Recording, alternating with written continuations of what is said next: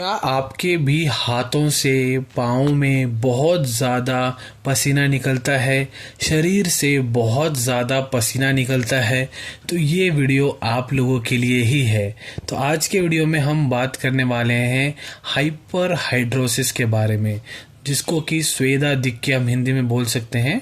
तो hyper hidrosis क्या है, इसके कितने प्रकार होते हैं, हाइपर हाइड्रोसिस में रोगी को क्या लक्षण होते हैं और इसमें कौन सी चीज़ें आपको करनी चाहिए, कौन सी चीज़ें आपको नहीं करनी चाहिए, मतलब पथ्य क्या है, अपथ्य क्या है और इसकी चिकित्सा क्या है।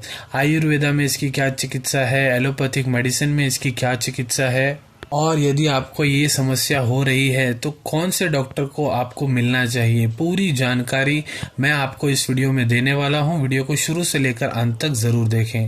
नमस्कार दोस्तों, आप देख रहे हैं यूट्यूब चैनल वेंकटेश एच पुजार और मैं हूं डॉक्टर वेंकटेश एच पुजार। आइए आज की चर्चा को शुरू करते हैं। तो देखिए, सबसे पहले हम बात करते हैं कि हाइपर हाइड्रोसिस होता क्या है। देखिए, बहुत ज़्यादा यदि किसी व्यक्ति को पसीना आ रहा है जबकि वो किसी गर्म जगह पे भी नहीं है, ना ही उसने एक्सरसाइज की है, ना ही उसने वॉकिंग की है, ना ही कोई ऐसी एक्टिविटी की है जिससे उसको ज़्यादा पसीना आए, लेकिन फिर भी उसको ज़्यादा पसीना आ रहा है, तो उसको हाइपर हाइड्रोसिस बोलते हैं।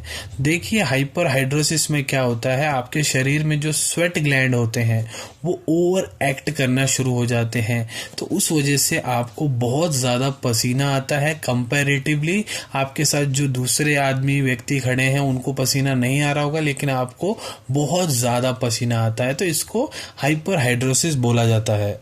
अब बात करते हैं हाइपर हाइड्रोसिस के कितने टाइप्स होते हैं, कितने प्रकार होते हैं। देखिए, हाइपर हाइड्रोसिस जो है दो प्रकार का होता है, प्राइमरी हाइपर हाइड्रोसिस और सेकेंडरी हाइपर हाइड्रोसिस। अब बात करते हैं प्राइमरी हाइपर हाइड्रोसिस के बारे में। तो देखिए, प्राइमरी हाइपर हाइड्रोसिस जो होता है फैमिली से इनहेरिटेड होता है, मतलब यदि आपके परिवार में किसी को ये समस्या पहले से ही है तो आपको ये आने की संभावना बढ़ जाती है और आपको हो भी जाती है। तो देखिए, इसके जो लक्षण हैं आपको बचपन से ही देखने को मिलते हैं और जैसे जैसे आप बड़े होते चले जाते हैं इसके जो लक्षण हैं और भी बढ़ते जाते हैं, जबकि यही सेम लक्षण जो है महिलाओं में और भी गंभीर होते जाते हैं जैसे जैसी एज उनकी बढ़ती जाती है। अब बात करते हैं हम सेकेंडरी हाइपर हाइड्रोसिस के बारे में। तो ये देखिए, आपको तभी होता है यदि आपके शरीर में आपको कोई और प्रॉब्लम है या फिर आपके बिहेवियरल चेंजेस की वजह से आपको ऐसा होता है। क्यों होता है, मैं कुछ कारण आपको यहाँ बता देता हूँ। पहला है, यदि आपको कोई भी न्यूरोलॉजिक कोई सिंड्रोम है उस वजह से होता है, या फिर आपको थायराइड टॉक्सिकोसिस है, मतलब आपका जो थायराइड हार्मोन है वो ज़्यादा प्रमाण में सिक्रीट हो रहा है, थायरोक्सिन हार्मोन, या फिर कम प्रमाण में यदि सिक्रीट हो रहा है तो आपको ऐसा हो सकता है। यदि आपको डायबिटीज मधुमेह की समस्या है तो आपको बहुत ज़्यादा पसीना आ सकता है। यदि आपको गाउट गाठिए की बीमारी है तो उस वजह से भी आपको बहुत ज़्यादा पसीना आ सकता है।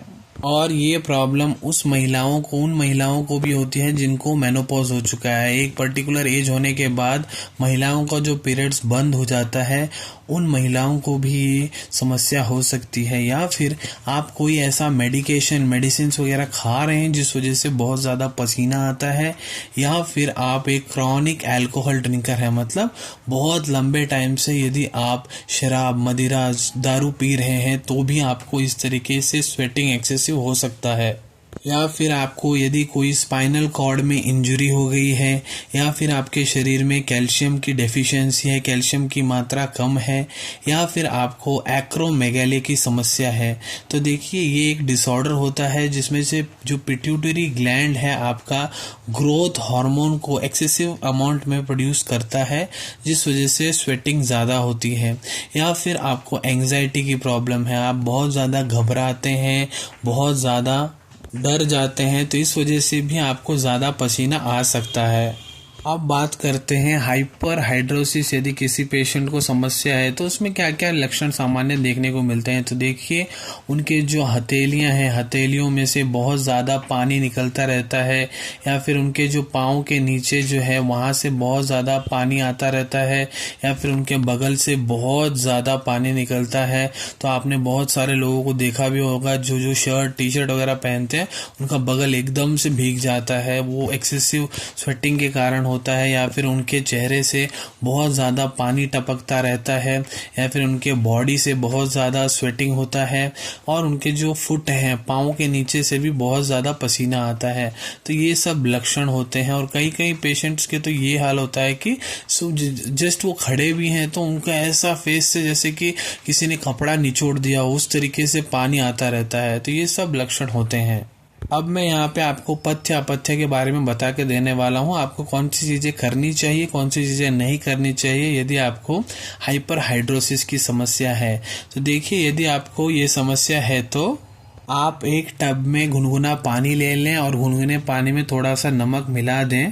तो ऐसा करने के बाद आप अपने हाथों को उस पानी के अंदर 10 से 15 मिनट तक रखें, या फिर आपको पाँव के नीचे बहुत ज़्यादा पसीना निकलता है तो पाँव को उस टब में 10 से 15 मिनट रखें, उसके बाद निकाल के अच्छे से उसको पोंछ लें। तो इससे जो है आपको पसीना जो बहुत ज़्यादा आता है वो कम हो जाता है।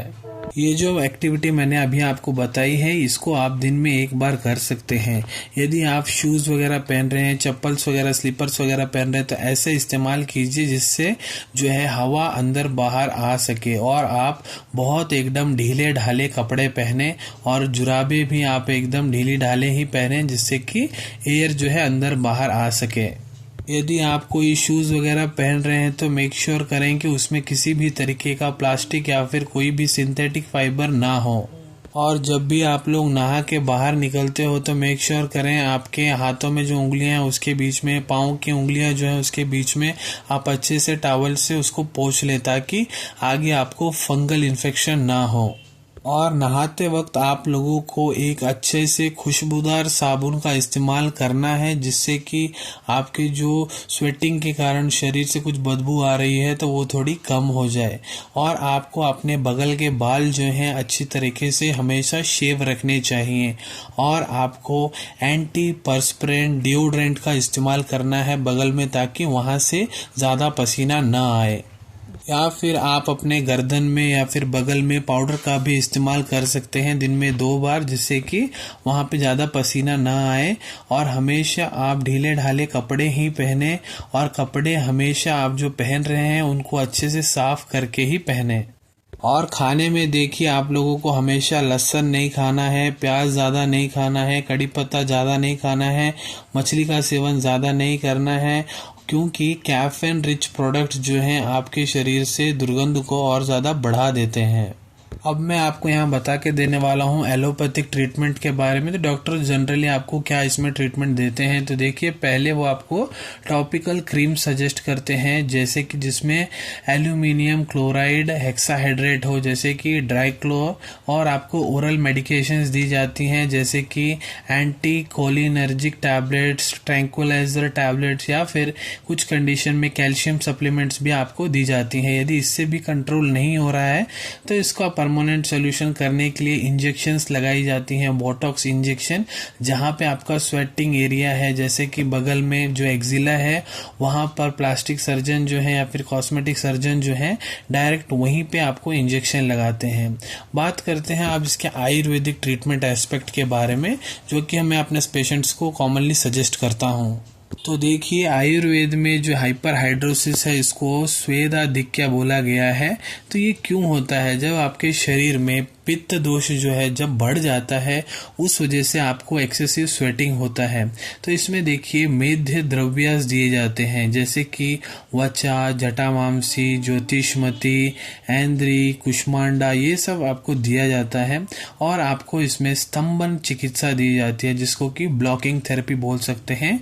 और इसमें डॉक्टर आपको नहाने के पानी के अंदर 1 चम्मच त्रिफला चूर्ण मिलाकर नहाने को बोलते हैं जिससे आपकी स्वेटिंग जो है थोड़ी कम हो जाती है। और इसमें आपको मेडिकेटेड ऑयल लगाने को कहा जाता है नहाने से 1 घंटा पहले जैसे कि चंदनादि थैला। और इसमें आपको स्ट्रेस लेवल्स को मेंटेन करने के लिए आपको प्राणायाम भी बता के दिए जाते हैं जिससे आपका स्ट्रेस थोड़ा कम हो जाए। और इसमें आपको स्वेदोपनयना एंटी पर्सपिरेंट हर्ब्स बताए जाते हैं जैसे कि चंदना हो गया, मुस्तका हो गया, पद्मा काष्ठा हो गया, उशिरा हो गया। तो ये सब आपको लिक्विड फॉर्म में या फिर टैबलेट फॉर्म में दिए जाते हैं। और ऐसे केसेस में आपको उशीरा का एक पेस्ट लगाने को बोला जाता है। जहाँ भी आपको ज़्यादा पसीना आ रहा है वहाँ पर उस पेस्ट को अप्लाई करने के लिए बोला जाता है। यदि आपको ये समस्या हो रही है जिसमें आपको ज़्यादा स्वेटिंग आ रहा है, तो ऐसी कंडीशन में आपको ज़्यादा फैटी फूड्स वगैरह नहीं लेने हैं। आपको जितना हो सके फल वगैरह खाएं और हरी सब्जियों का आपको सेवन करना है। और ऐसी कंडीशंस में आपको नॉनवेज फूड वगैरह नहीं खानी है। ज़्यादा आपको अचार वगैरह नहीं खाना है, दही का सेवन ज़्यादा नहीं करना है और ज़्यादा आपको धूप वगैरह में नहीं निकलना है। और इसमें कुछ अन्य मेडिसिन्स भी हैं जैसे कि आरोग्यवर्धिनी वटी हो गया, सारीव चूर्ण हो गया, प्रवाल भस्म हो गया, पुनर्नवादी गुगलू हो गया। इससे भी बेस्ट रिजल्ट्स मिल सकते हैं। तो वो डिपेंड करता है आपके डॉक्टर पे कि कौन से वो आपको लिख के दे रहे हैं। आइए अब हम चर्चा करते हैं कौन से डॉक्टर से आपको इसमें कंसल्ट करना चाहिए। तो देखिए, सबसे पहले आपको आपके फैमिली डॉक्टर से मिलना चाहिए, क्योंकि वो आपको अच्छी तरीके से जानते हैं। उनके साथ आप अच्छे से अपना हिस्ट्री शेयर कर सकते हैं। पहले फैमिली डॉक्टर से मिलिए। अगर उनसे ठीक नहीं हो रहा है तो आप जनरल फिजिशियन से मिल सकते हैं, चाहे वो आयुर्वेदिक जनरल फिजिशियन हो या फिर मॉडर्न मेडिसिन का जनरल फिजिशियन हो, आप उनसे मिल सकते हैं। या फिर आप डर्मेटोलॉजिस्ट से मिल सकते हैं, चर्म रोगी विशेषज्ञ डॉक्टर से मिल सकते हैं। तो देखिए, लास्ट में पेशेंट का मोटो क्या होना चाहिए कि उसको ठीक हो रहा है, तो जहां से उसको ठीक हो सकता है आप उस डॉक्टर से आप इसको मिलकर अपनी चिकित्सा लेकर आपको राहत मिल रहा है तो आप उस डॉक्टर से इसको ट्रीटमेंट ले सकते हैं। तो आशा करता हूँ वीडियो में दी गई जानकारी आप सभी को अच्छे से समझ में आ गई होंगी। यदि आप आगे भी इसी तरह के मेडिकल टॉपिक्स देखना चाहते हैं तो चैनल को सब्सक्राइब करना ना भूलें। बाजू में जो आपको लाल बटन दिख रहा है उसको दबा दें, उससे हमारे आगे आने वाली सारी वीडियोस आप तक जल्द से जल्द पहुंच जाएंगी। यदि ये वीडियो आपको पसंद आया है तो लाइक का बटन दबाएं और इस वीडियो को ज़्यादा से ज़्यादा अपने दोस्तों के साथ शेयर करें, या फिर जिनको इस वीडियो की ज़रूरत है उनके साथ भी आप इसको शेयर कर सकते हैं। वीडियो को देखने के बाद भी यदि आपके मन में कोई भी डाउट है, कमेंट सेक्शन में कमेंट कीजिए, मैं उसका उत्तर देने का प्रयत्न करूंगा। तो फिर मिलते हैं आप सभी से अगले वीडियो में कुछ नए विषय के साथ। टिल देन टेक केयर, धन्यवाद।